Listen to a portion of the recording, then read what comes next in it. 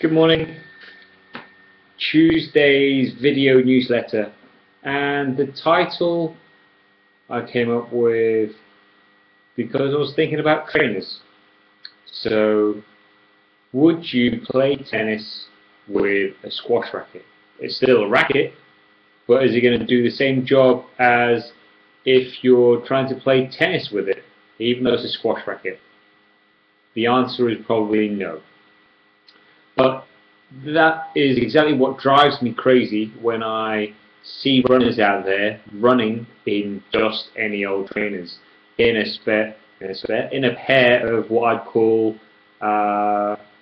sports trainers, fashion trainers. You know, your Adidas 3 stripes with no support at all, Nike Air Max, basically any trainer that isn't actually designed for running. Because if you think about a running trainer, it's designed to help you run. It's designed to help support your particular running style, your running gait. What I mean by running gait is in terms of how your body works in terms of propelling you along as you run. And more specifically, down at the floor level, when your feet hit the ground, we're talking about running gait in terms of how your foot distributes all those pressures, all those stresses, all that weight landing down on your feet through the feet and the rest of the body. So when we're talking about natural gait, that's when we're talking about a distribution, an even distribution of the weight as your foot lands on the floor and your feet are rolling forwards nicely. So the weight is distributed nicely.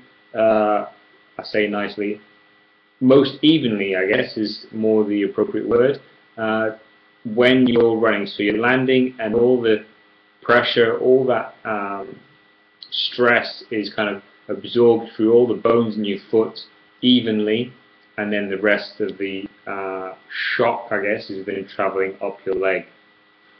Whereas if you've got a overpronator, like myself, I'm an overpronator, instead of naturally, say this is your left foot on the screen, it's actually my right here, the video in it, but if it's your left foot, sorry, I'm confusing myself, then when you're landing, you're overpronating, so that means your left foot is rolling in too much when you land. So just like my left foot does, I have support on the inside of my left shoe to stop that foot from rolling too much inward, because that then means that all that shock that is traveling through my body, my 3 times my own body weight, hitting the ground and not being distributed evenly, i.e. rolling inside my foot, that can cause issues further up the body, i.e. in your knees and your hips, and so on.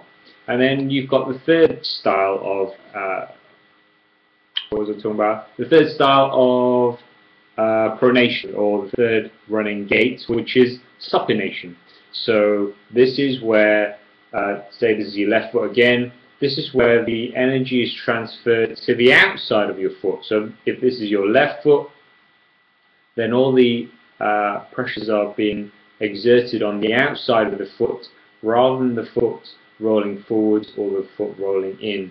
So again, that can cause issues further up the leg, and hence why it's so important to get the right kind of trainer, the right trainer for your personal running style. So that's why I've used, for as long as I can remember, independent running shops like Run and Be Calm in London, and more recently the independent store Up and Running up here in York, because they know what they're talking about. You want a really good trainer buying experience. These aren't the cheapest trainers, I must admit, but that's because they're designed for a specific reason, to help you with your running. So when you're looking for a running trainer, you want to look for 4 things in the actual shop that you're approaching. You want to go to somewhere where the staff aren't going to give you the hard sell. You want to go somewhere where they're not going to try and sell you the most expensive trainer in the shop. They're going to take the time, hopefully, to talk to you and assess where you are now with your running, what issues you've had, what you intend to do with your trainers.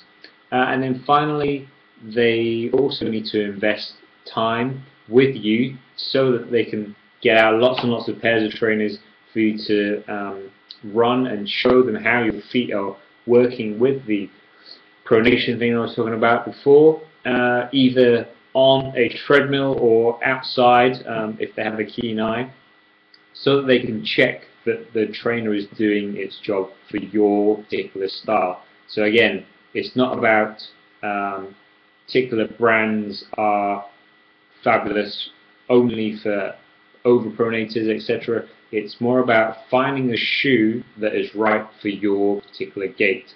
So going back to the title, it isn't just about running in any old trainers. They've got to really support you because of all that stress that you are placing on the body when you strike the ground. Okay, so check out Up and Running. They're my go-to store now up here in York, and I'm very excited to be working with them for the foreseeable future. Yeah, and let's see you tomorrow in your inbox again.